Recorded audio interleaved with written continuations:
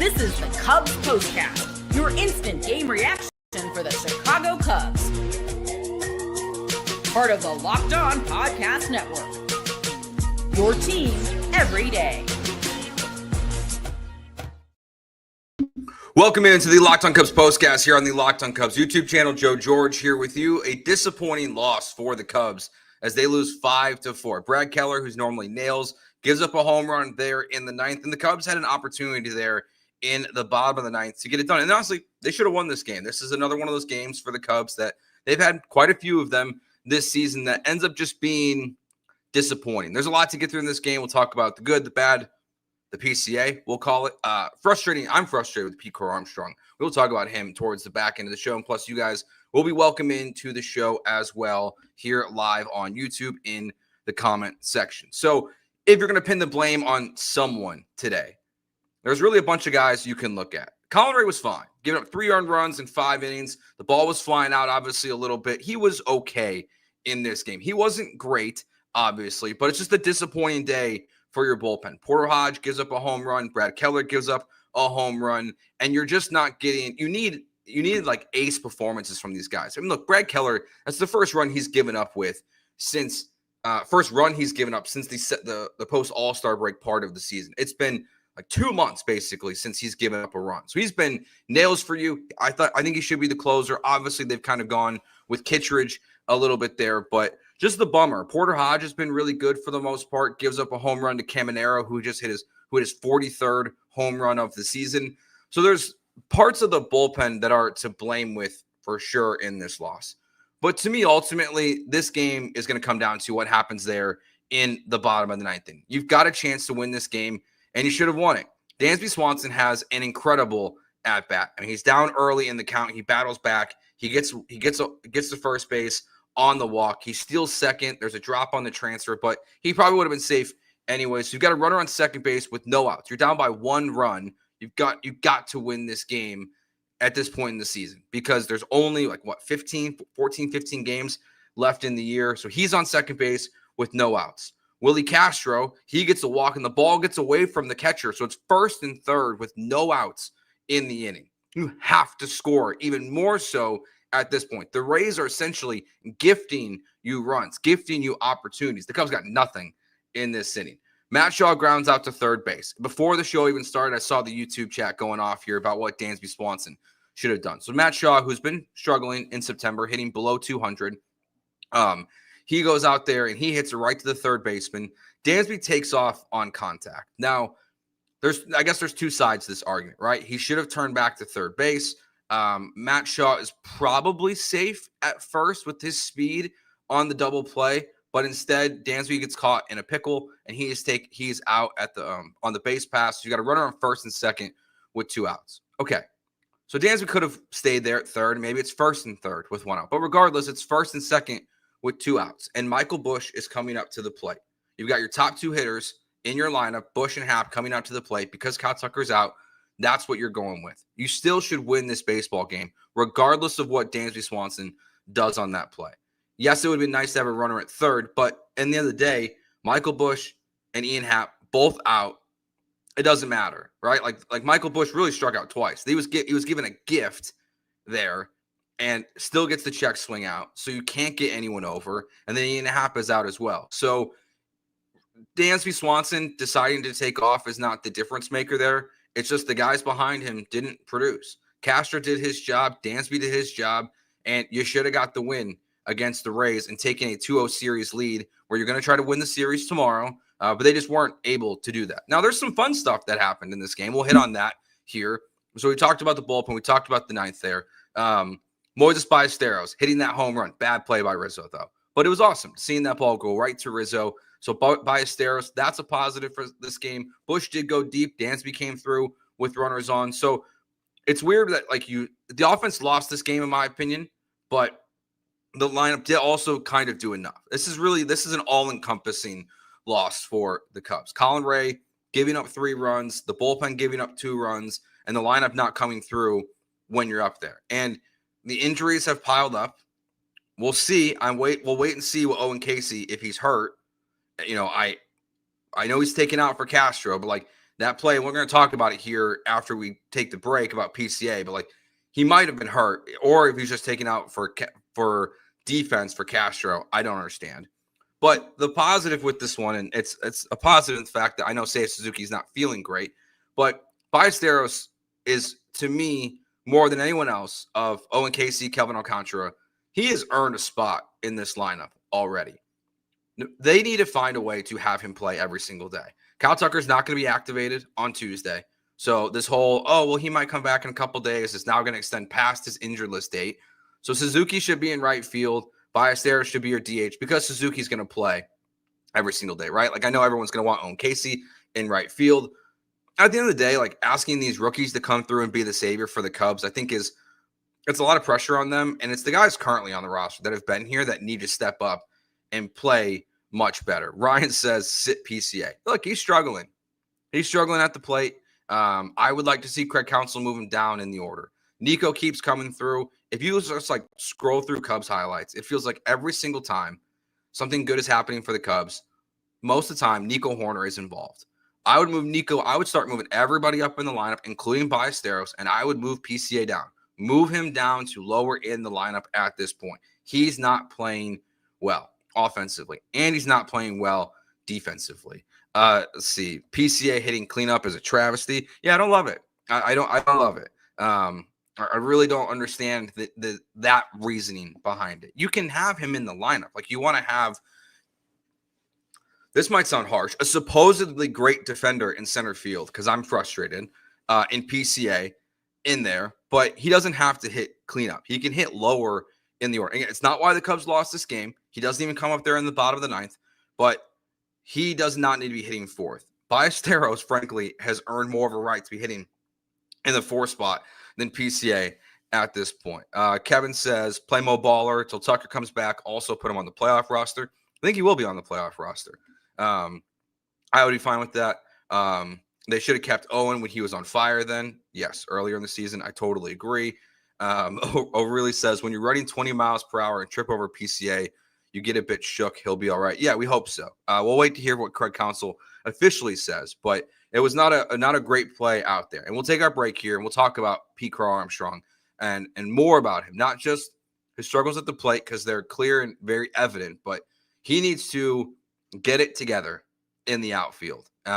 He is playing now officially way below expectations because the lineup, the hitting has been subpar, and the fielding stuff has left a lot to be desired as well. So we'll get to that next year, plus your questions and comments, more of them here on YouTube. Coming up next here on the Locked On Cubs postcast.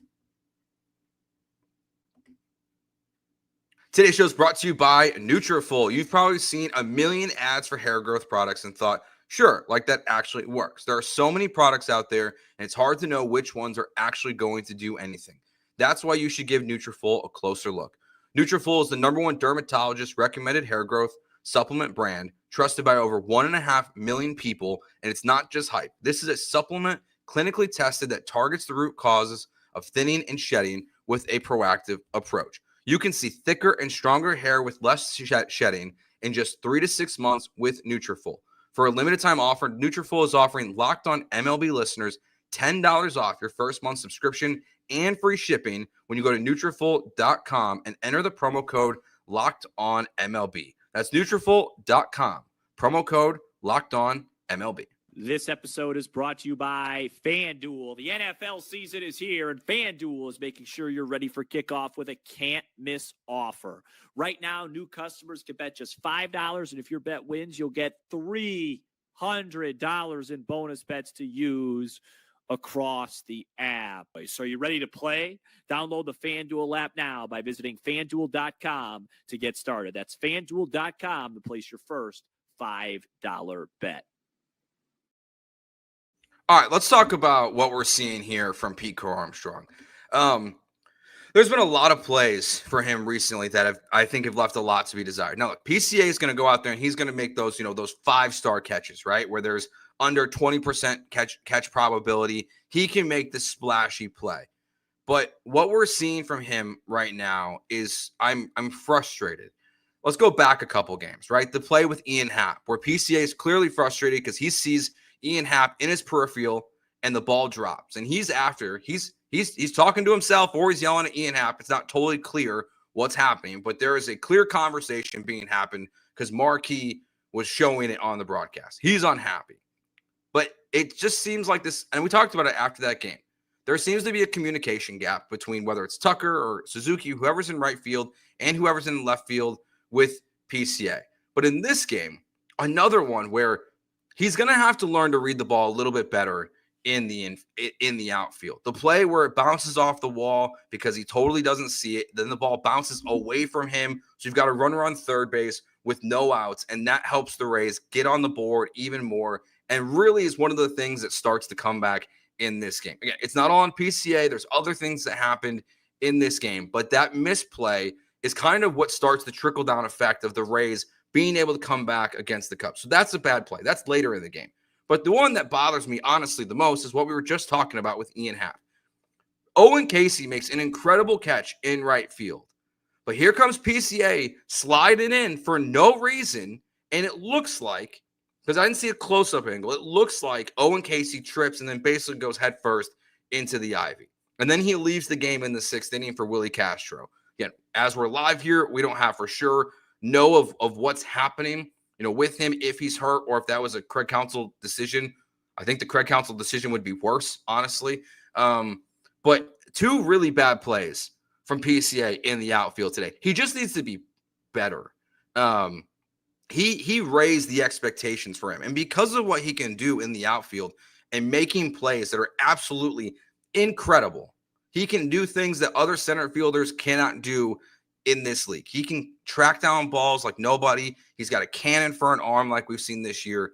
But there's too many plays like we saw today that I think is where we need to see Pete Crow-Armstrong grow the most as a center fielder. They have to figure out the communication. OK asks, which is the real PCA, first half or second half? That's a great question. I'm biased here as I'm frustrated with PCA. I love watching him play baseball. I think first half PCA is closer to still what he can be. And he's going to go through these funks where it's brutal at the plate like he's going through right now. And it's been a long stretch recently. But I think there's still that elite level player for sure that we saw in there. You're not just that good for the first half of the season and then this bad and then it just goes away. Like, it's not Ian Happ. It's not Seiya Suzuki. He's still one of the youngest players on this roster. So he does deserve, I think, a little bit better of the benefit of the doubt. Honestly, even as I'm talking about him and what we're seeing from him in the outfield, he deserves the benefit of the doubt that it's going to get better, that at the plate it's going to get more consistent. He can stop swinging and missing at all those low and inside breaking balls that he's constantly chasing, right? Like, you can coach that out of him. Potentially. Like, we know Javier Baez, it really is watching Javier Baez 2.0, just playing a different position. They are an identical player at this point. They make electric plays. They make bonehead plays. They hit big home runs. They swing at stuff that, like, my 4-year-old might not swing at, okay? So he is just it's been this real roller coaster of a season for him, where it is the highest of high and the lowest of low. So it's hard to tell, like, what PCA is going to be. Gamer asked, did PCA fielding cost them a run? It did. So we'll see. And it was only 1 run. Like, if you go back to the top of the 5th, this misread puts a runner on third with no outs. There's an RBI ground out that made it 3-1. So it was only 1 run that they were able to work out of. So, like, it wasn't the end of the world that inning, but it's when you lose 5-4, like, it's hard not to look at that play specifically and say, okay, that's a problem. But also, again, Keller gave up a home run to the 9th hitter in a lineup. Like, if you're going to be, he's been so good, it's hard to be frustrated with Keller. It's actually impossible to be frustrated with Keller. He just gave up a really, really bad pitch over the heart of the plate. Cubs fan says here in the chat, issue for the Cubs, and has been for several years, they lack consistency at the plate, either really good or crap, like the bottom of the 9th. Yeah, for sure. I don't think that's unfair to say. Like, the Cubs have not been look, that's what we've seen from early in the season to now. All these guys who were, Seiya Suzuki led the National League or Major League Baseball in RBIs, and He's nowhere near that right now. Kyle Tucker was the best player in baseball, basically, at one point in the season. So was PCA, and they're not now. So, yeah, consistency, it's just that the whole lineup has gone from the highest of highs to like the middles or the lows. And then now Matt Shaw struggling. And look, they just came off a win streak. It's just one loss. Like, it's not the end of the world, but it's a frustrating loss nonetheless. It was great to see Anthony Rizzo, out there today again. Thankfully, PCA only had the second worst play of the game. Not really. It was the worst play of the game. Probably both of them, actually. Rizzo should have caught that. He'll tell you that himself. But it was fun to see Rizzo, but that's a disappointing loss for the Cubs. To lose 5-4, to see the guys that you can rely on fall apart a little bit, and just to not have that clutch moment that you needed there in the bottom of the ninth when the Tampa Bay Rays were gifting you a win in this one by having to be first and third with no outs. You don't get anyone across. Disappointing, to say the least. All right, that'll wrap it up. For everyone that listens and watches every single day, we will do a show tomorrow. Might be a little delayed because, and guys, the Cubs game is wrapping up. The Bears post-game show will be ending as well. So I will jump over here as soon as I can. As soon as the Bears post-game show is done, we'll jump over here to the Locked on Cubs YouTube channel and do a post-game show for that as well. So make sure, if you're a Bears fan, come on over as soon as that game ends. We'll be there for an hour, and then we'll be here for Locked on Cubs after that one as well. Talk to you guys tomorrow then. Have a good one. Enjoy the rest of your Saturday.